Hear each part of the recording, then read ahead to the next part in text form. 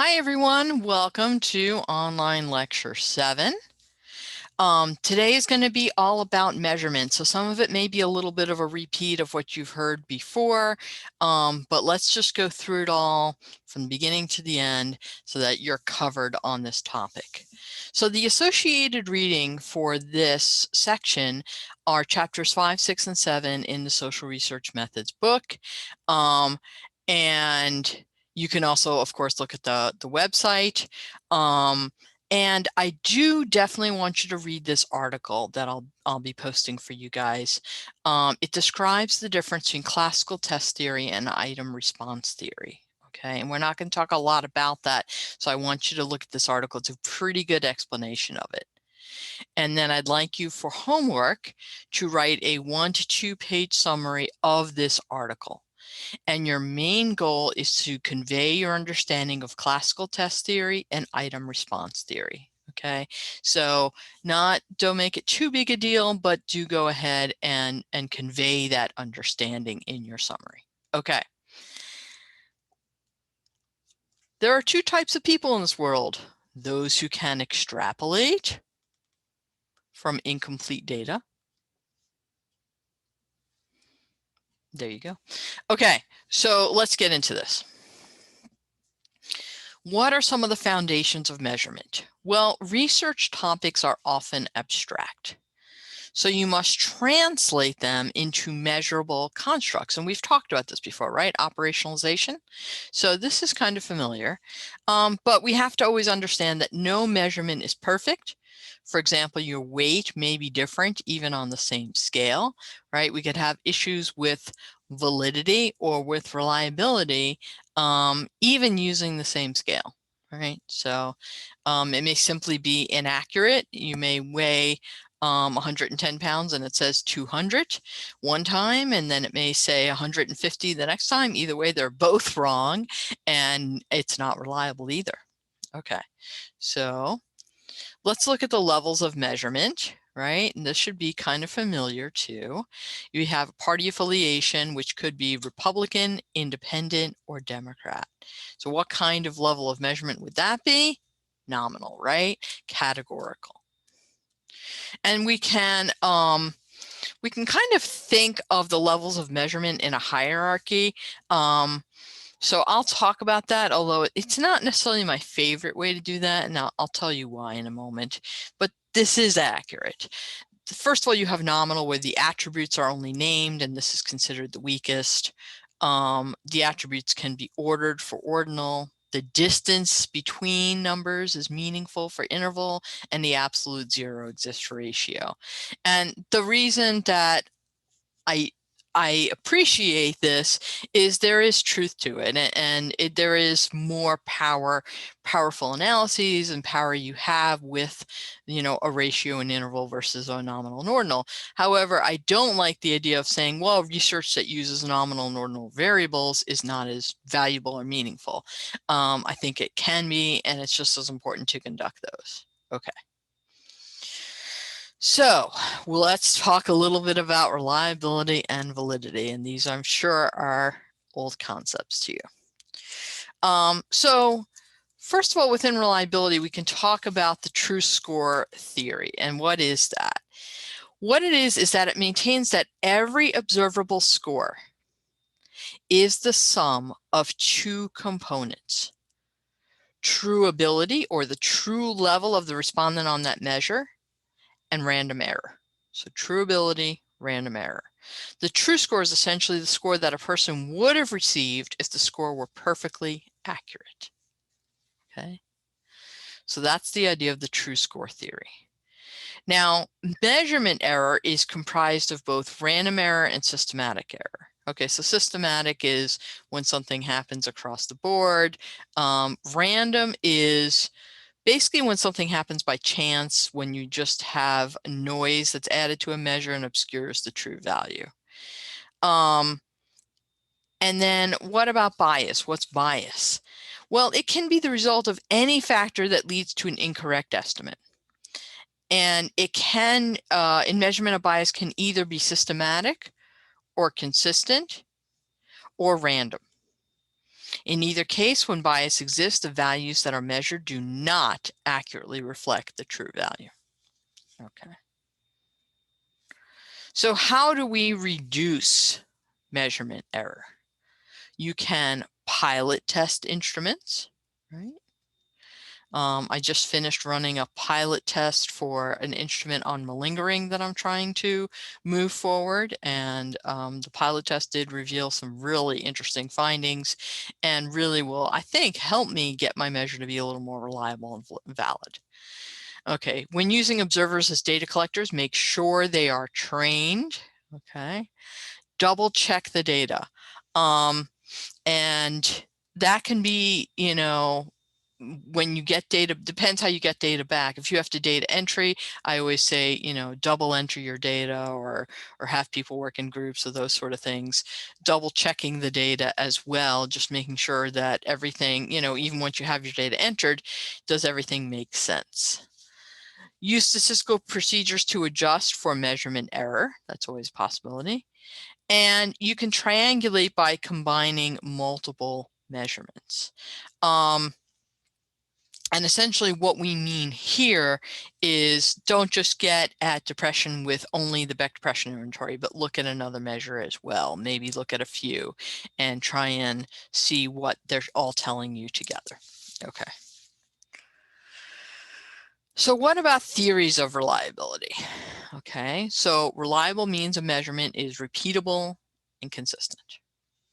And reliability can be considered a ratio with the proportion of truth in your observation.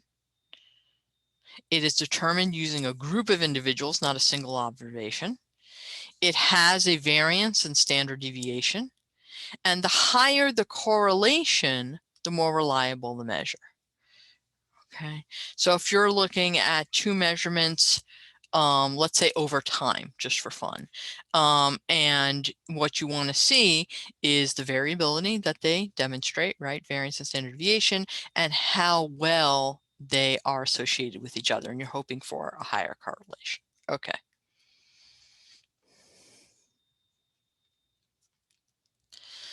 So there's the inter-rater or inter-observer reliability, often called Cohen's kappa. Right? And here we have a cute example of that, where you're hoping that your raters are all giving you relatively consistent results. Okay. There's test, retest, right? Where you have the same measure being given on multiple occasions, at least on 2 occasions. And then, like we talked about before, you would correlate the answers and see if they're related. And you hope your measure is related, is reliable. Okay. And I should point out, you know, it doesn't always make sense to do these different types of reliability. It depends on the situation, right? So you're not going to use the last one unless you have multiple raters. You're not going to use this one for something like mood, where it changes over time, right? Our mood changes constantly. So we wouldn't want to use test retest for a mood measure, but for something like IQ, sure, that would be great, because that's a relatively stable thing. Okay. You can look at parallel forms reliability. That's a good option, where basically you're looking at two different versions of the same measure. They're both getting at the same thing. Like you can think of multiple versions of the SAT, multiple versions of the GRE that are out there. Okay. And then let's talk a little bit about internal consistency.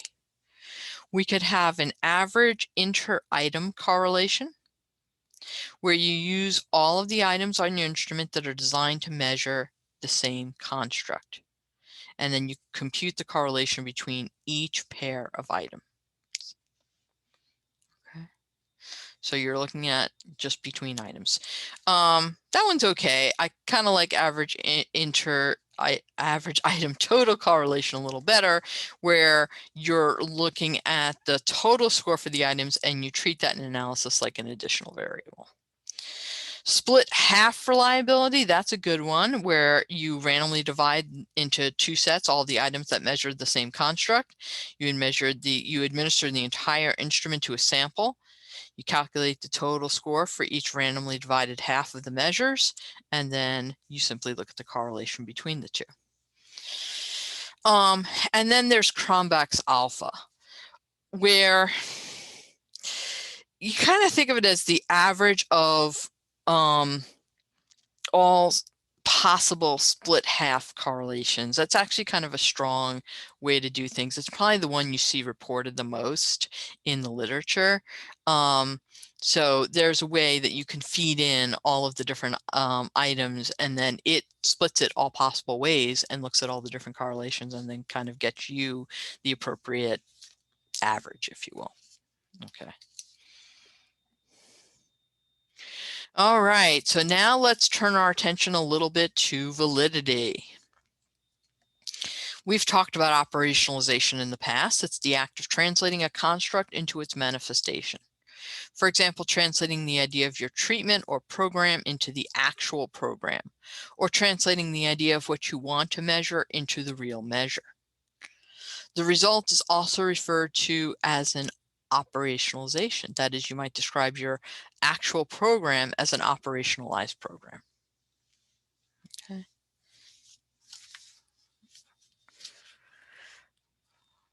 Okay. So now let's talk about some other measurement validity labels, such as translation validity, which consists of both face validity and content validity.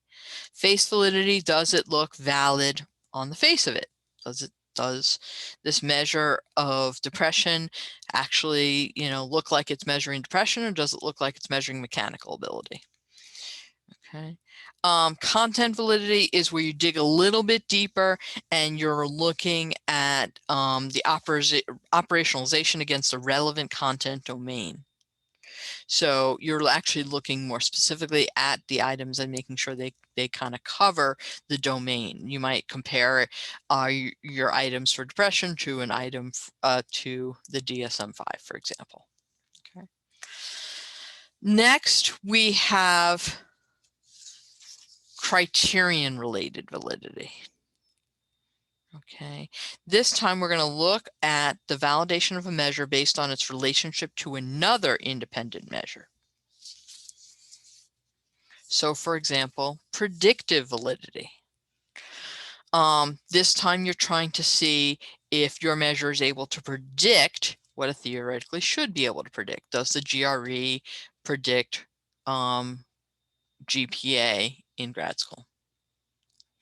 Concurrent validity, an operationalization's ability to distinguish between groups that it should theoretically be able to distinguish between, right? So something that's measured at the same time. So predictive looks to the future. Concurrent is the same thing looking at the same time.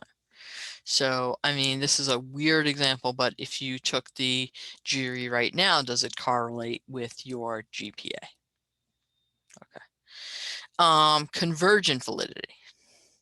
The degree to which the operationalization is similar to or converges other operationalizations which it is theoretically similar to. So now we're looking at the construct a little bit, okay? So now if we you want to look at two constructs that should be picking up the same information. So if you were measuring depression with one and sadness with another, they should come together and give you convergent validity. Okay. Discriminant validity is the concepts should not be related theoretically. So in other words, a measure of depression should not correlate to a measure of knowledge of auto mechanics. Okay. All right. So now let's talk about construct validity a little more, putting it together. Here we have our self-esteem construct broken down into 3 subscales. Our IQ construct also broken down to 3 subscales. What we would like to see is that, first of all, we'll see ones down the diagonal, right? Because everything is correlated perfectly to itself.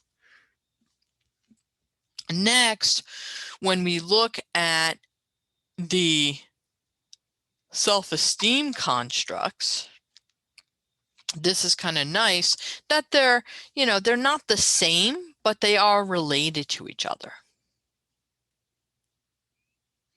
Now, down here, we have the IQ constructs, and we see something similar. They're not the same, but they're strongly related to each other. Whereas if we look at either of these, the IQ and the self-esteem, you see it's really low because those aren't necessarily, so that would be a great example of convergent validity and discriminant validity. Okay. Okay.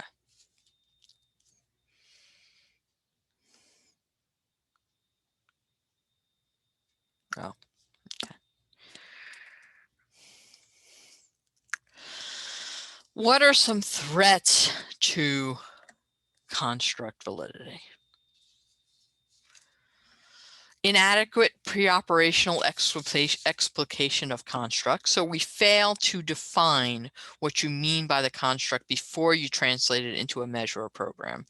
So you don't want to put the cart before the horse, kind of thing. In other words, you may have this great idea, but for a program to treat anxiety, we'll say to treat agoraphobia. How about that? But you got to define first what you mean by the construct before you translate it, before you make your program. A mono-operation bias. That's a threat to construct validity that occurs when you rely on a single implementation of your independent variable cause, program, or treatment in your study. Okay. A mono-method bias is very similar, but this time the threat occurs because you only use a single method of measurement. Okay. The interaction of different treatments or of testing and treatment. Whenever participants are involved in more than one course of treatment, you can't be sure it was your treatment that caused the change, right? So that's kind of a natural thing.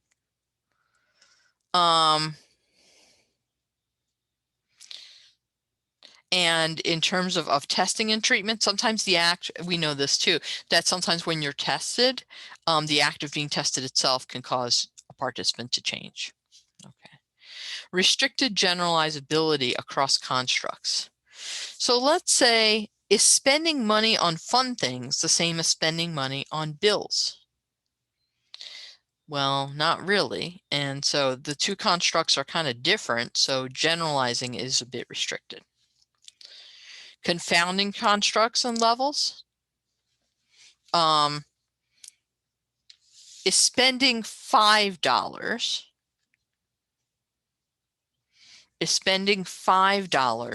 the same as spending $500?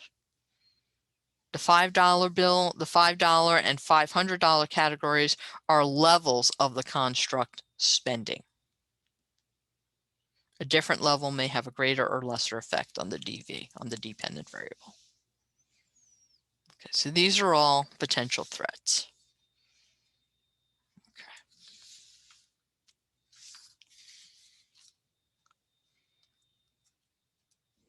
Okay. How about social threats to construct validity? Hypothesis guessing. This is where the participants in a study guess the purpose of the study and adjust their responses based on that.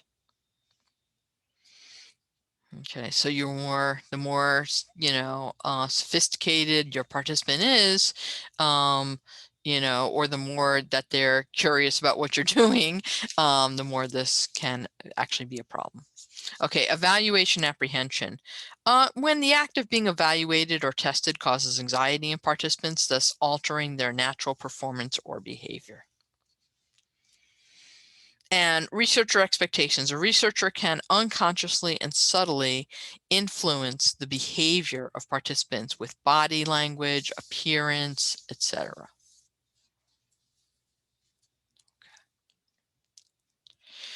So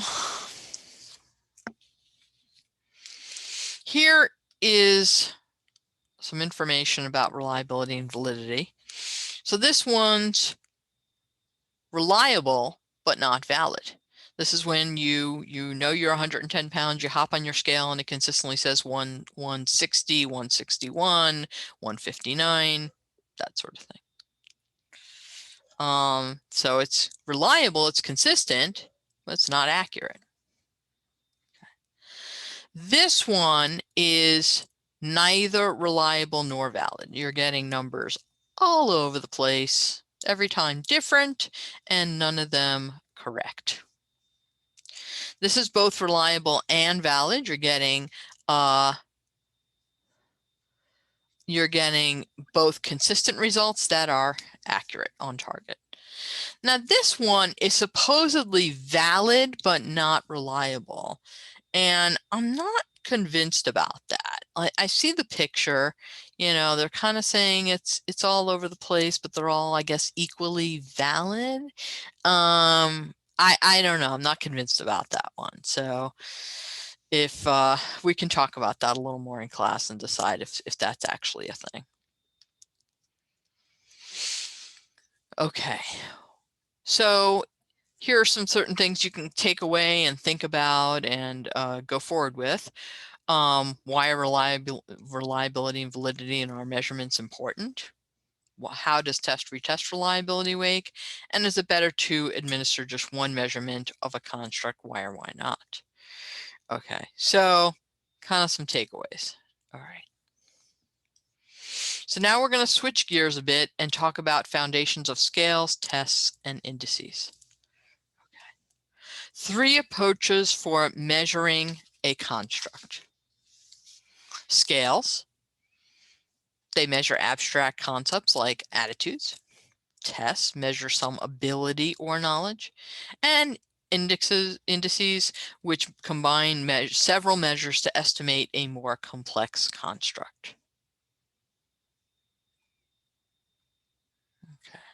So when you're looking at a scale that has multiple subscales in it, that's probably what we're talking about. Okay. Alternatively, you could look at several combined different measures to try and get at a complex construct. Okay.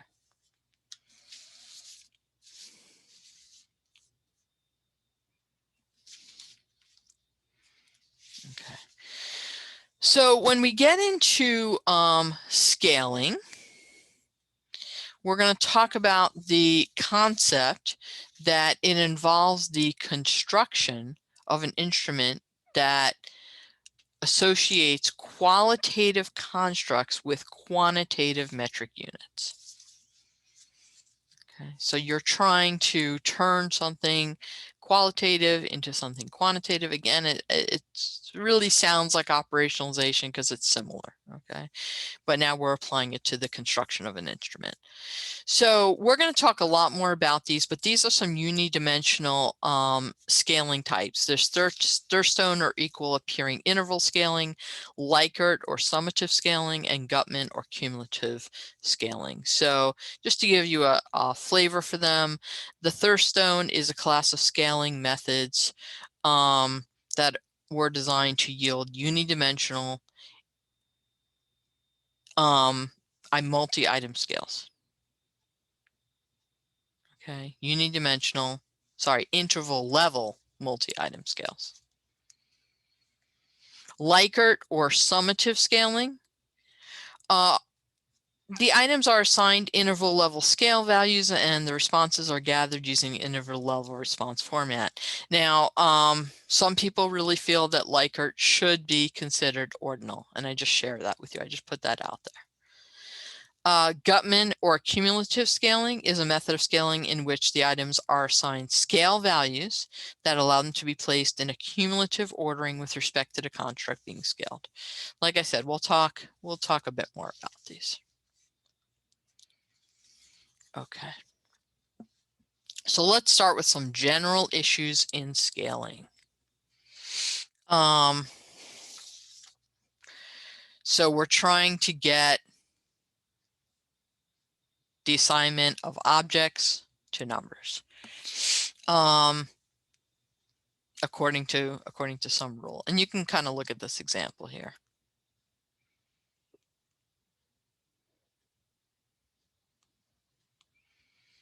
Okay.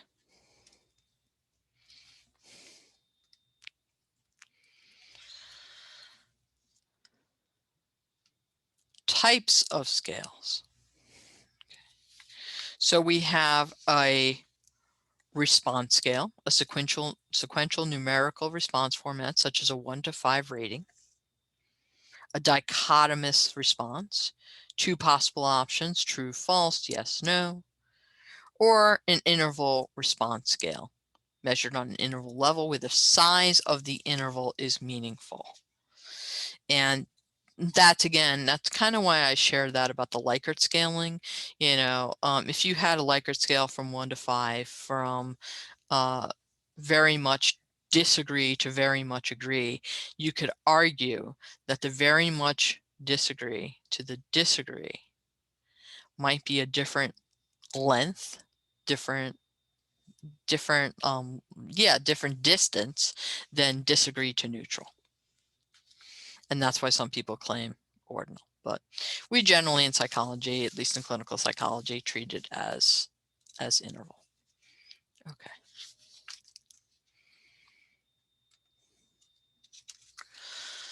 All right.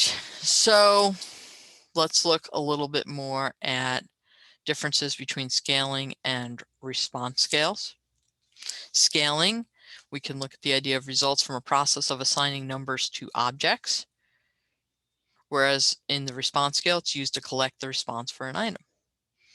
Each item on the scale has a scale value in scaling, whereas the item is not associated with a scale value in the response scale. And scaling refers to a set of items, whereas response scale is used for a single item. Okay.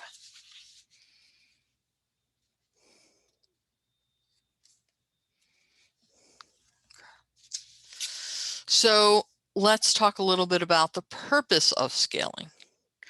To test a hypothesis, to discover if a construct is unidimensional or multidimensional, as part of exploratory research, or to represent a construct as a single score, right? So BDI is an example. You know, what do? You add it up, you get a single score. You're trying to represent this depression into one score, which, you know, may be good, maybe not so good, depending on, you know, how you feel about that. Okay, let's talk a little bit about dimensionality. So a unidimensional scale, we can think of height, shorter, taller, thirst, less thirsty, more thirsty, self-esteem, less, more. Whereas a two-dimensional scale might look at verbal ability and quantitative ability and look at where people fall in quadrants, right? Better on verbal, better on quantitative, better on verbal, worse on quantitative, worse on both, better on quantitative, worse on verbal. Okay.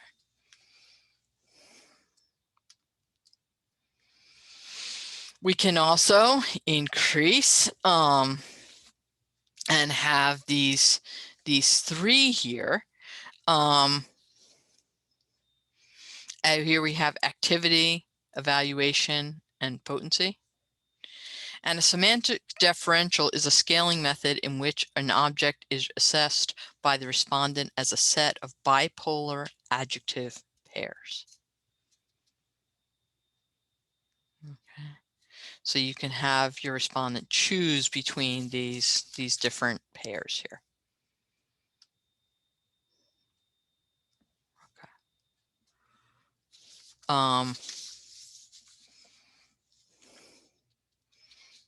And I shouldn't say choose really, I should say rate on the pairs.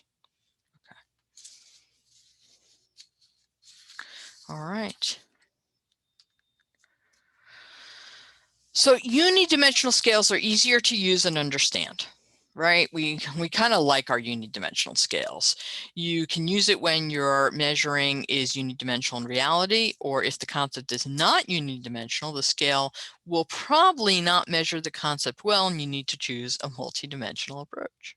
Okay, so here we are again with our Thurstone, our Likert, and our Gutman. Okay. So we talked about those already. Remember, the Thurstone is this class of scaling methods, the method of equal appearing intervals, the method of successive intervals, and the method of paired comparisons that were designed to yield unidimensional interval level multi-item scales. Likert, again, that's the one where we have interval level scale values and the responses are gathered using the interlevel response format. And Gutman is where the items are assigned scale values and allow them to be placed in a cumulative ordering with respect to the construct being scale. Okay, so here's a little bit more because I think those definitions are a little stale. So here's Thurstone scaling, okay, the method of equal appearing intervals. Develop the focus of the scaling project. Generate potential scale items, okay, or statements, 80 to 100 separate items. Rate the scale items. Compute scale score values for each item using a median and interquartile range. Select the final scale items and administer the scale. Okay. So here you're starting with a larger number of items and you're kind of getting them down to the appropriate set. And here's a great example of this. You see for each item, you plot the distribution of pile numbers to get the median and interquartile range. So for each item, let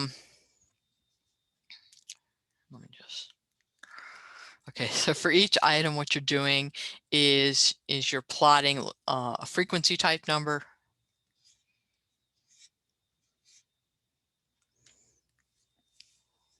You're going to get the median, just 5 here. And the interquartile range is just the distance between the 25th percentile and the 75th percentile. Okay.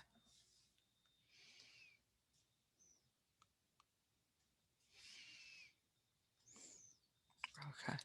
All right. So there you go. This would be for a given item, how it might look.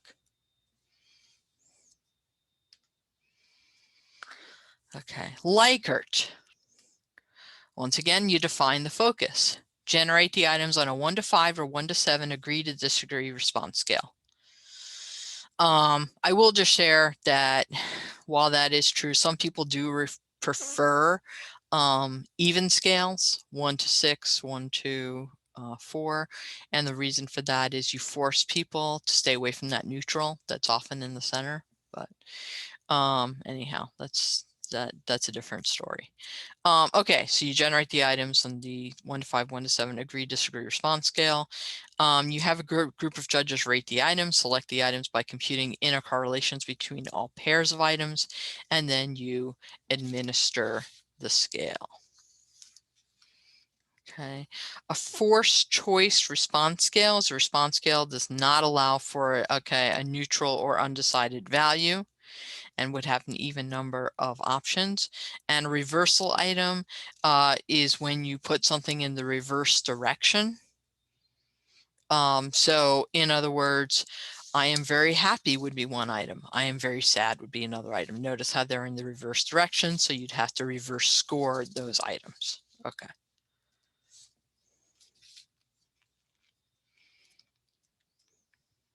Okay. Here is the employment self-esteem Likert scale. And yeah, this is a Rosenberg scale. You've probably heard of this one. So we have strongly agree, disagree, strongly disagree, and there are 10 items on which people can rate themselves. Okay. Gutman scaling, or scalegram analysis. Define the focus.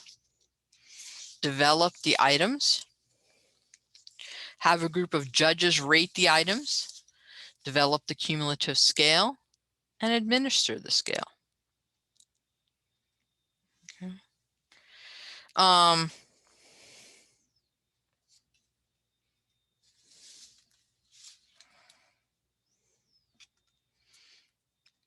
So here's our Gutman scaling. And I should just mention that scalegram analysis that I was just talking about. One attempts to determine the degree to which the responses to the set of items allows the items to be ordered cumulatively in one dimension with respect to the construct of interest. Because remember, this is a unidimensional scale. So when sorting by row and column, it will show whether there is a cumulative scale. Okay.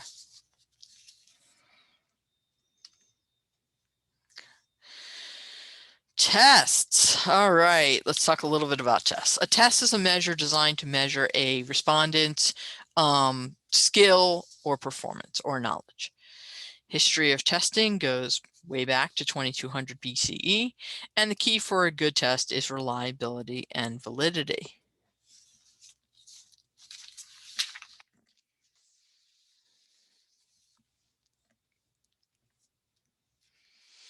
Here's a driving simulator as an example of a test. And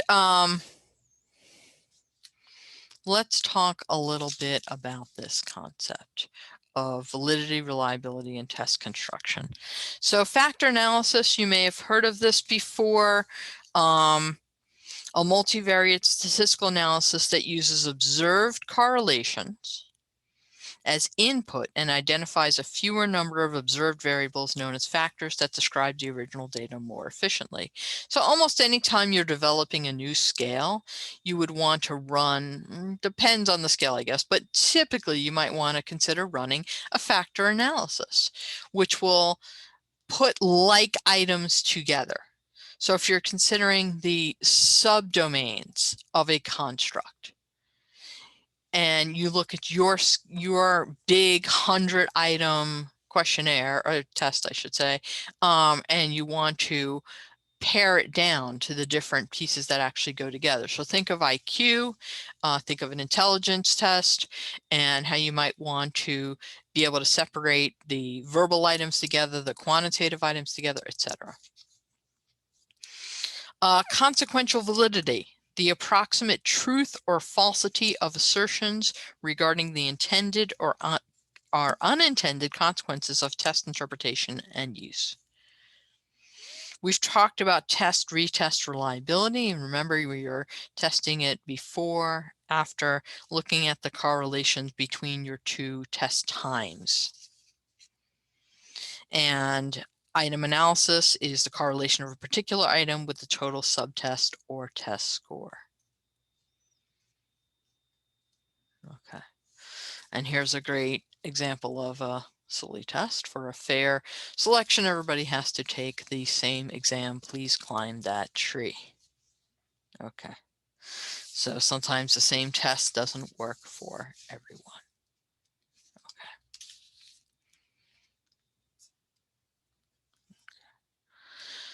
Standardized tests, a method of test construction that uses statistics and a large sample of previously taken tests to standardize the measurement. So a standardized test will include statistics such as the mean, the median, the mode, percentiles, variance and standard deviation, and correlations with other related tests. So your WACE, your MMPI, these big tests that have been standardized, and we know how we know all this information about them. Okay. So what about test fairness? Many factors affect standardized test performance, like consequential validity that we were just talking about before. Many decision makers have begun to either do away with standardized test scores or to combine single test scores with other measures of ability.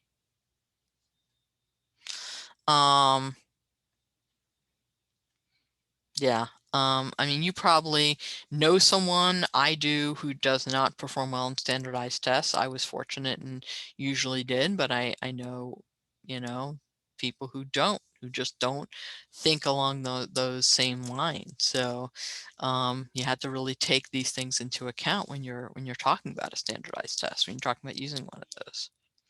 Okay. How to find a good test? Well, you look at test publishers, you look at the primary research literature, test reviews in academic journals, APA, and Burroughs. Burroughs is now, of course, online. It used to be a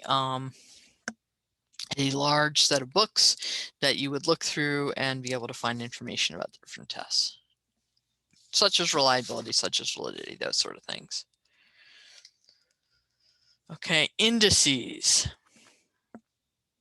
An index is a quantitative score that measures a construct of interest by applying a formula or set of rules that combines relevant data.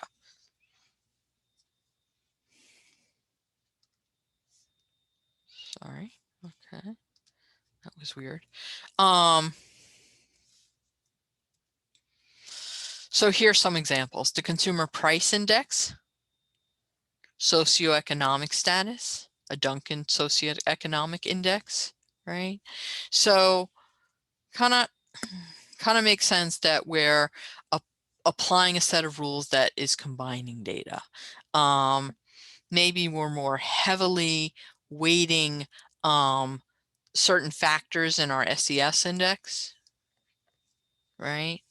But we're combining them in some meaningful way based on literature, based on our knowledge. Okay.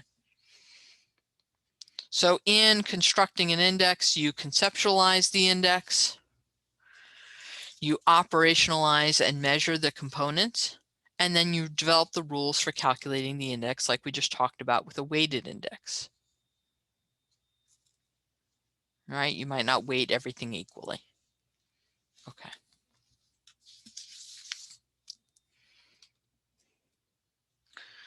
Okay, so when we're thinking about standardized tests, we can think about if they're fair, we can think about some factors that may affect a person's performance. And then this next question is, have you ever answered questions on a scale in a way that would make you look good? I'm sure we all have to some extent or other, and of course that can be problematic. Okay.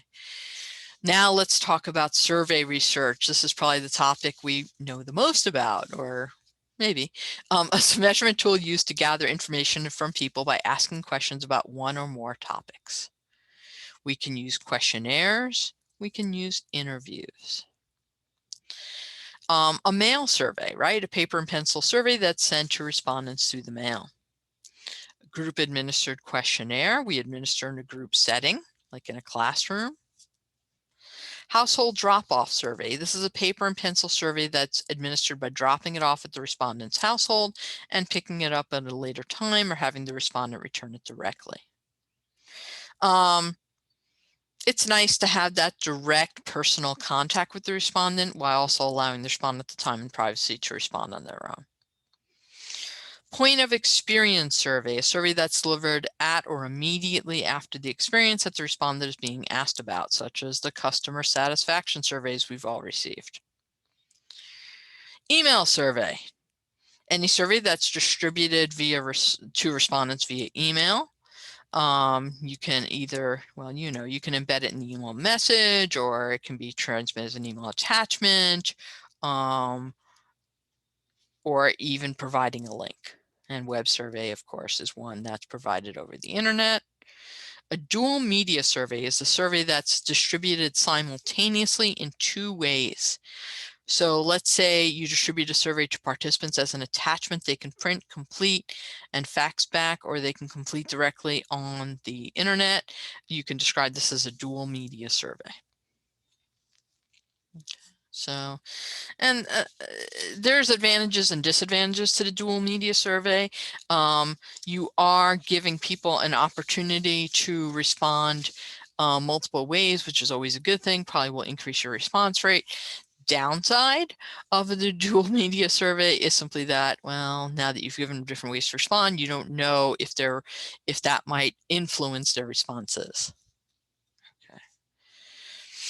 Okay. Interviews, personal interview, a one-on-one interview between an interviewer and a respondent. The interviewer typically uses an interview guide that provides a script for asking questions and follow-up prompts. A group interview, you administer to respondents in a group setting.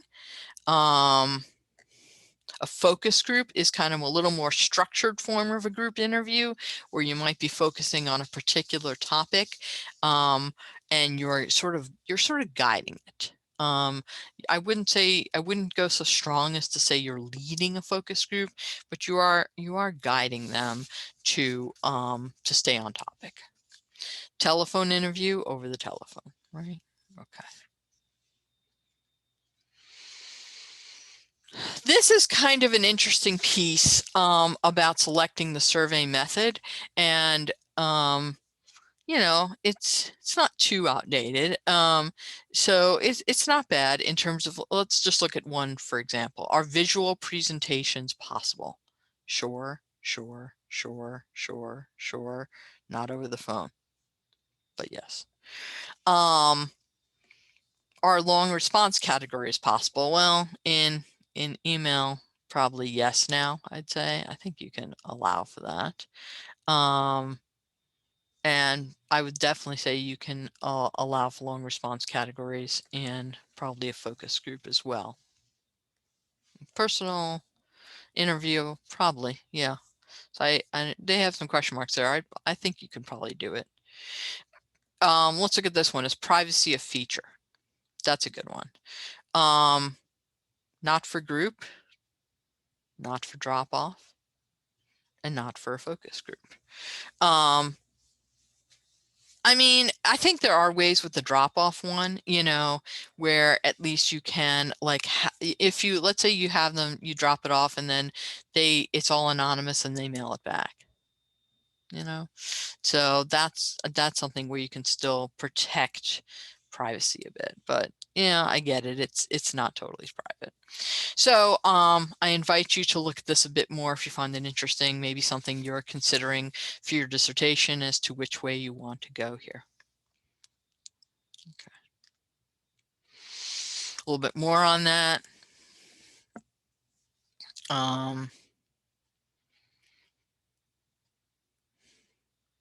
Personal contact. I like the low cost one. That one's kind of interesting, right? Which ones are more low cost than the others? Tends to be the questionnaires.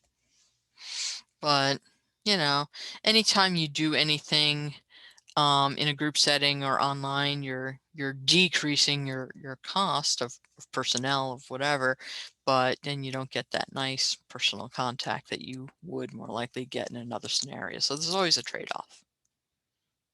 Okay. Population issues. Can the population units be identified? That's a good question, right? So can you be clear as to what your population is and how you're going to draw from that? Is the population literate?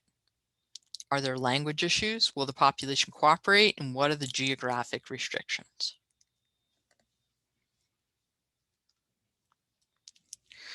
Remember that the units you select from the population are your sample. So what data is available? Can respondents be found? Who is the respondent? Can all members of the population be sampled? Our response rate, and I'm just going to pause on that. Can all members of the population be sampled? Remember, if they can't, that's perfectly fine. Just restrict who you generalize to. Are response rates likely to be a problem, and will incentives for participation help? Okay. Question issues. What types of questions can you ask? Will filter questions be needed? All right. Can question sequence be controlled? Will lengthy questions be asked, and will long response scales be used? Okay. So you might have to be careful with some of these, like, well, what types of questions can you ask? You know, if it's a deeply personal question, maybe you don't want to ask it, especially not at the beginning. And we'll talk about that in a moment, but you might want to save it for the end in case they get offended and leave your survey, leave your study. Can the respondents be expected to know about the issue or the content issue, right? And will the respondent need to consult records? Bias issues. Can social desirability be avoided? Can we avoid that notion, right? Sometimes anonymity helps with that. Can interviewer distortion and subversion be controlled? Can false respondents be avoided?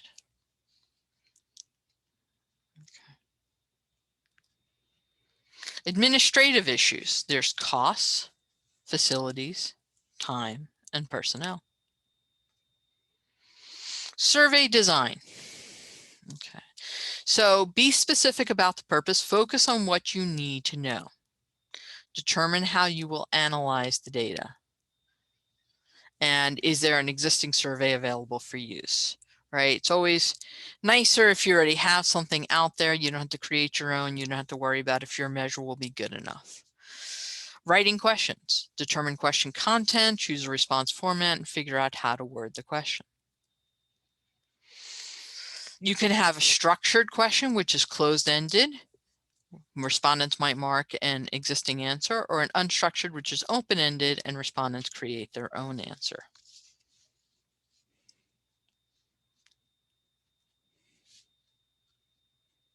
Here's some dichotomous response formats. Top example, at least, is decent. Do you believe that the death penalty is ever justified? Yes, no.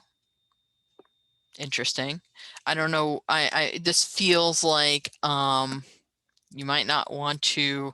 I don't know, even for this question, would I really want to use a dichotomous response format as opposed to something like giving them a little more room to answer such a kind of loaded question. Right. Okay. Questions based on level of measurement. So in the nominal response format, you can have a number beside each choice where the number has no meaning except as a placeholder for that response, right? So 1 Democrat, 2 Republican, 3 other. Ordinal response format. A response format in which respondents are asked to rank the possible answers in their order of preference. An interval level response format, where a response is measured on an interval level where the size of the interval between potential response values is meaningful. Most 1 to 5 rating responses can be considered interval level. So the Likert, which we've talked about, right? There are assigned interval level scale values, and the responses are gathered using the interval level response format. Semantic differential is a scaling method in which the object is assessed by the respondents on a set of bipolar adjective pairs. We talked about that, right?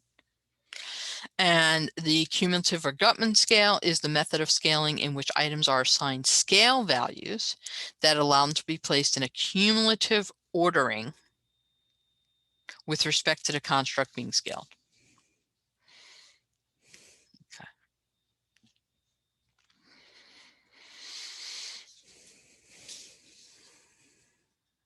All right. So filter or contingency questions. You determine whether respondents are qualified or experienced enough to answer a subsequent one. The example I might give here is it's not a qualified thing, it's not really experiencing, but if you think of the SCID, the structured clinical interview for diagnosis, where if they answer yes to one of the first couple of questions about depressive symptomatology, then you go down the rest of it and you go ahead and keep asking questions about depressive symptomatology. If they answer no to the first few or first couple and you know they're not going to hit the diagnosis, you move on to the next diagnosis. So it basically is depending on how they answer certain questions, whether they continue down the path or go somewhere else. The guidelines for this are to try to avoid having more than 3 levels or 2 jumps for any question. If only 2 levels, you use a graphics to jump, for example, an arrow and a box, and if possible, jump to a new page. Okay, so with the structured clinical interview for diagnosis, you're guiding them because it is an interview and it is structured, but for if you're having them guide themselves, and this is some ways to do that. Okay. In terms of question content, is the question necessary and useful? Are several questions needed? And we have double-barreled questions here. A question in a survey that asks about 2 issues but only allows respondents a single answer. So for instance, the question, what do you think of proposed changes in benefits and hours in your workplace? That's 2 issues, right? Benefits, hours, but it treats it as though they're one. So sometimes you have to expand and ask those as separate questions. And do respondents have the needed information?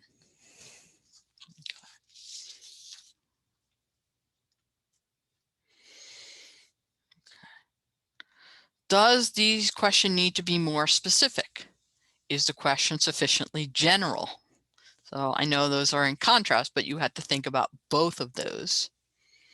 Is the question biased or loaded? I at one time worked at a marketing place, and they would have their questions sort of like, how much did you love our service? Extremely, very much, okay. You know, so it wasn't quite that bad. I might be exaggerating just a tad, but you get the idea, right? You have to watch that. And then will the respondent answer truthfully? Sometimes you can use response brackets to help out with that. A question response type that includes groups of answers, such as between 30 and 40 years old, or between 50,000 and 100,000 annual income.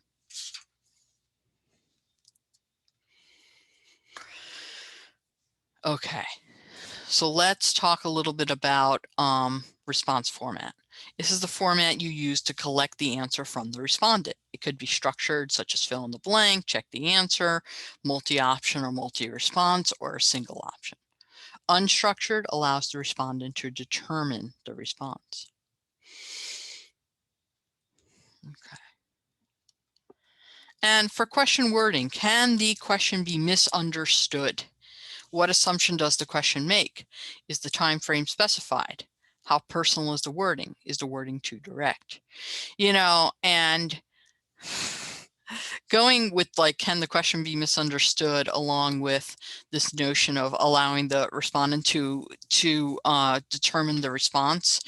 I mean, one time I was working on a survey and the question was, how many friends do you have? And the person responded, because it was a blank, they responded, enough. So, you know, you can get into trouble sometimes if you don't make it structured. Of course, there are times you probably do want to allow them certain freedom when they're doing comments at the end, or you're trying to get at something a little more qualitative. Okay. Question placement. Start with easy, non-threatening questions. Put difficult questions near the end. Never start a mail survey with an open-ended question. So I think it's obvious why you want to start with the easy, non-threatening questions and put the difficult near the end. You want to just kind of guide them in, build some trust. And open-ended with a mail survey, they're probably going to throw it away. You know, it's looking too hard. For historical demographics, follow chronological order, right? So that's, it just gets people in the right mindset if you go, you know, if you don't kind of skip all over different ages and ask about one topic at a time. When switching topics, use a transition. Reduce the response set as much as possible. And for filter or contingency questions, you can make a flow chart to help them see where they're going. Okay. Golden rule: thank the respondent at the beginning. Keep your survey as short as possible. Be sensitive to the respondent's needs. Be alert for any sign that the respondent is uncomfortable.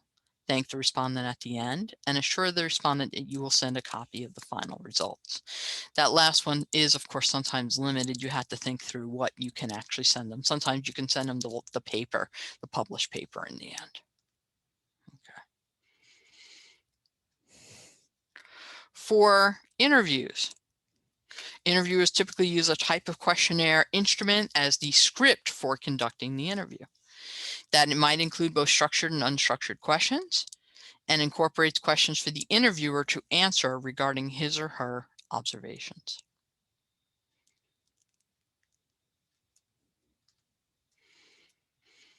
Okay. So for interviewers, locate and enlist the cooperation of respondents, motivate the respondents to do a good job, clarify any confusions or concerns, observe the quality of responses, and conduct a good interview, whatever that might mean. I will say motivating the respondents to do a good job and to stay with you is really important. And that can be, that's using your good old clinical skills sometimes to keep them motivated and on task. Okay. For training the interviewers, describe the entire study, unless of course you have to keep certain things, private or, not told them for the purpose of the study. State who is the sponsor of the research, teach enough about survey research, explain the sampling logic and process, explain interviewer bias, walk through the interview, and explain respondent selection procedures. I will say, with interviewers, there's always the problem of, especially when you hire interviewers, will they really do the interview in the appropriate way? There's something called sidewalking, where they literally, your interviewers sit on the sidewalk, so to speak, and fill it out themselves rather than actually interviewing. That's been known to happen in previous research, and there are ways around that. You can, have a camera that turns on periodically on the laptop they're using. There's all kind of ways, but it's important to get good interviewers. Okay. The interviewer's kit may involve a professional looking 3-ring notebook or some other, maybe a laptop, I would say, maps, copies of the survey instrument, identification, a cover letter from the principal investigator or sponsor, and a phone number the respondent can call to verify the interviewer's authenticity. Conducting the interview. You can open with remarks, use the doorstep technique. And the doorstep technique might involve, I would say it's never getting the hard no. So there were some interviewers that were really good at this.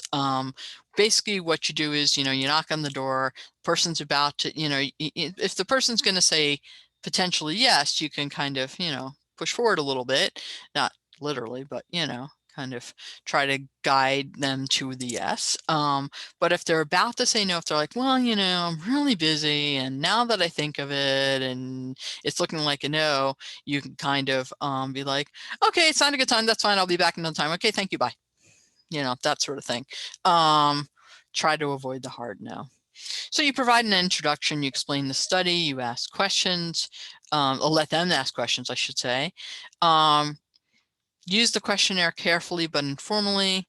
Ask questions exactly as written. Follow the order given.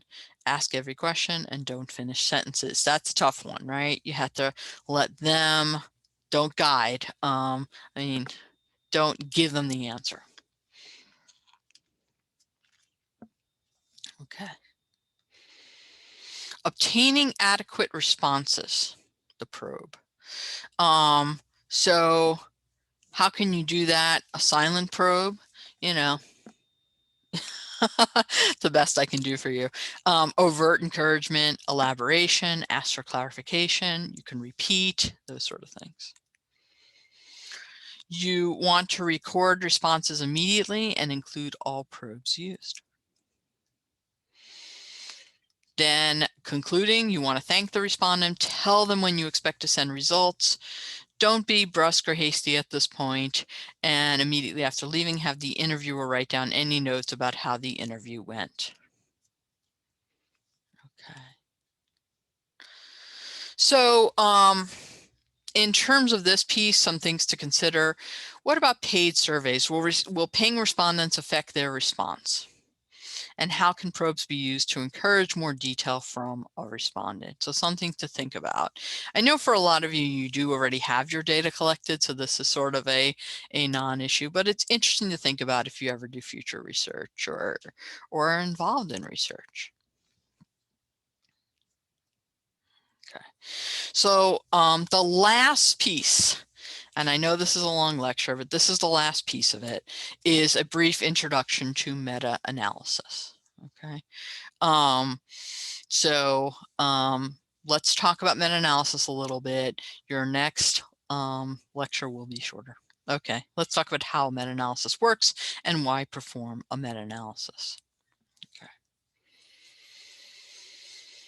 So how does a meta-analysis work? Okay. What you're trying to do is look for quantitative information from different studies and try to combine them in a quantitative way. So this is a forest plot, which is used to illustrate the relative strength of treatment effects in multiple quantitative scientific studies addressing the same question. Here we're looking at the impact of statin dose on death and myocardial infarction. We have these different studies here. We have the risk ratio, which I should probably explain.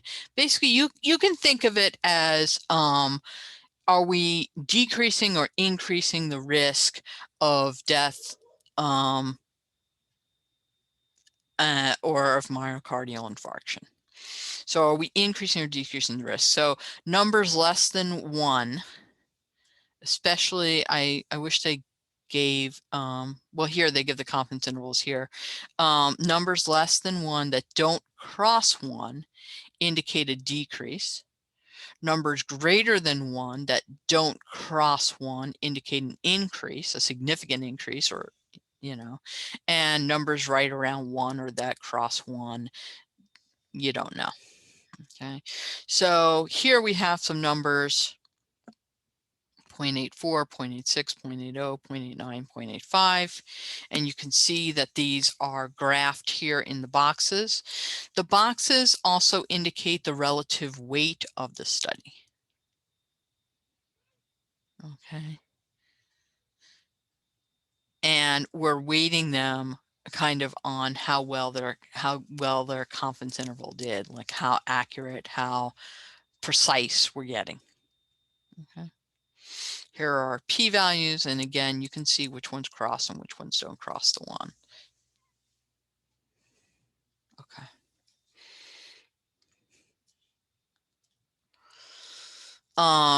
Oh, this goes through all of that in greater detail so we can talk it through more. Okay, so risk lower in high dose group, risk lower in standard dose group, line of no risk.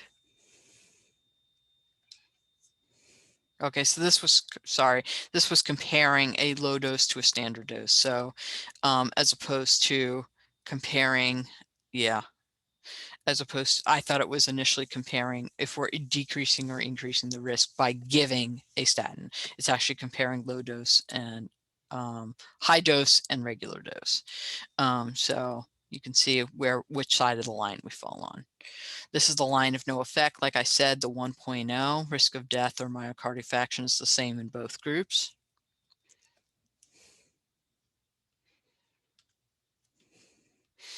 And the effect size is the unit that we want to use in a meta-analysis. Okay. All right. Precision. The effect size is bounded by a confidence interval. and that reflects the precision with which the effect size has been estimated. A narrower CI equals greater precision. And so that's what I was saying with the bigger boxes having the narrower CI, narrower confidence interval. Okay. So what's the relationship between precision and weight of the study? The more precision, the more weight you get. Okay. Now, they raise a good point that precision is driven primarily by sample size, and that's true to an extent. Remember power, and the bigger your power, the bigger your sample size, the more power you have. Well, that's kind of what we're talking about here. Because the bigger your sample size, the more ability you have to see the effect. Well, you have more of an ability to see an effect with a smaller confidence interval too. Okay. P-values. The p-value is shown for a test of the null, right? And we know this part, that if a p-value falls under 0.05, if the 95% CI does not include the null value. So notice how anytime we cross that 1, our p-value is higher than 0.05. And then in the one that it doesn't cross, it's lower than 0.05. That's not by coincidence. That's how it works. Okay, so let's talk about the summary a little bit. It's a weighted mean of the individual effects, and it's a way to assign weights depending on assumptions about the distribution of effect sizes from which studies were sampled. Okay. And we can either assume that the studies in the analysis either share the same true effect size or that it varies from study to study. Okay, that gets a little bit deeper than I think we need to go here, the fixed effects versus the random effects model, but I just shared for interest's sake. Okay. If the effect size is consistent, we can focus on the summary effect. And we can note that this effect is going to stay across the domain of studies, including the analysis. If it varies modestly, we might still report the summary effect, but we have to acknowledge that it could be lower or higher. If the effect size varies substantially, we focus on dispersion or variability rather than the summary effect. Okay. So to perform a meta-analysis, we compute an effect size and variance for each study, that CI, that confidence interval, and then compute a weighted mean of these effect sizes. To compute the weighted mean, we generally assign more weight to the more precise studies, those with the smaller CIs, smaller confidence intervals, but the rules for assigning weights depend on our assumptions about the distribution of true effects. Okay. So why do we perform a meta-analysis? Okay. We're trying to understand the results of any study in the context of all other studies. And so we ask ourselves the question first, is the effect size consistent across the body of data? If yes, estimate the effect sizes as accurately as possible and report that it is robust across studies. If no, quantify the extent of the variance and consider the implications.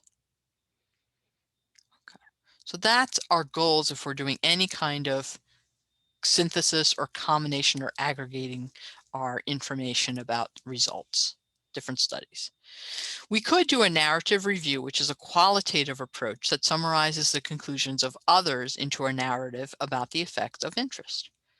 Or we could do this meta-analysis, which is a quantitative approach that ignores conclusions drawn by others, looks at evidence that's been collected, and it's able to address these issues above.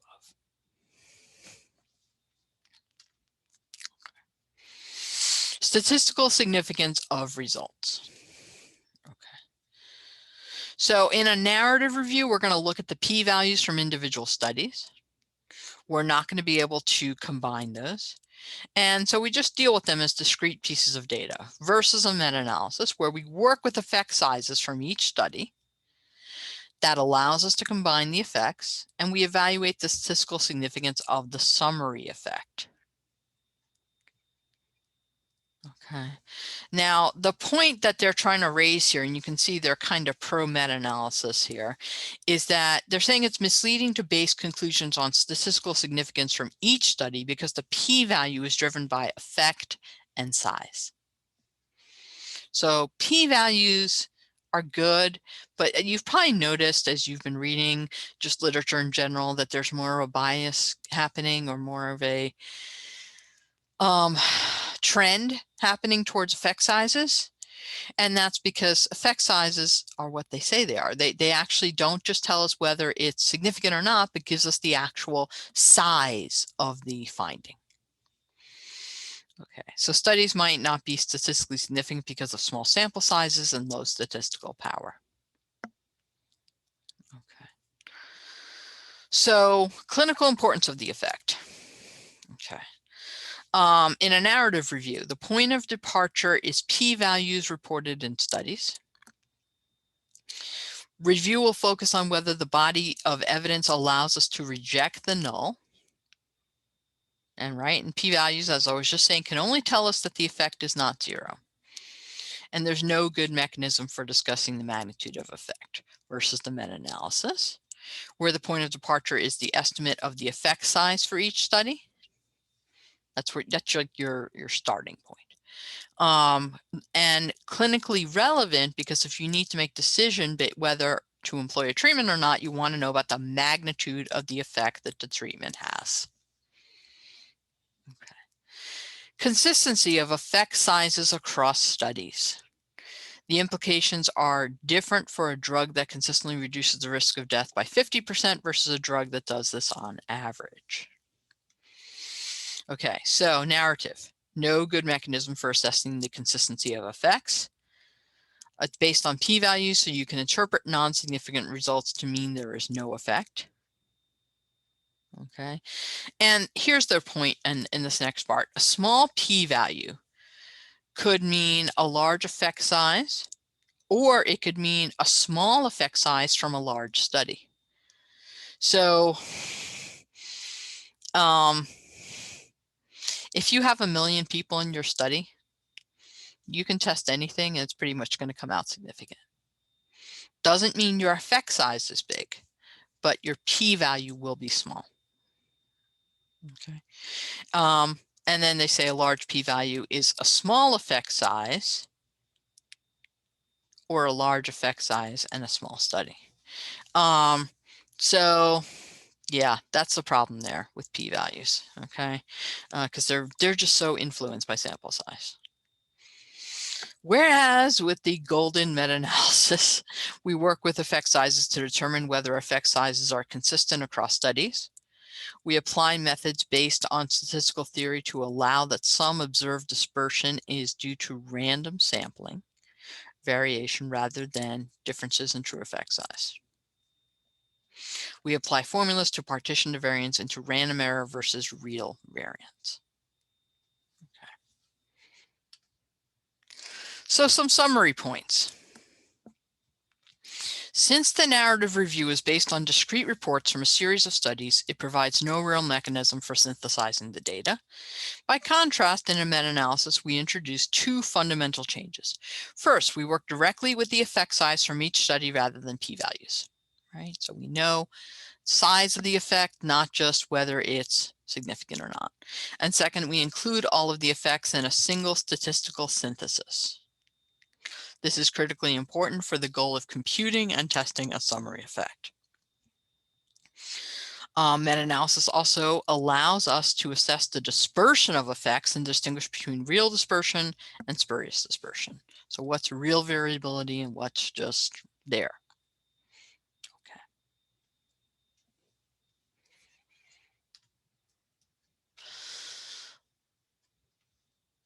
Why do we do meta-analysis of animal studies?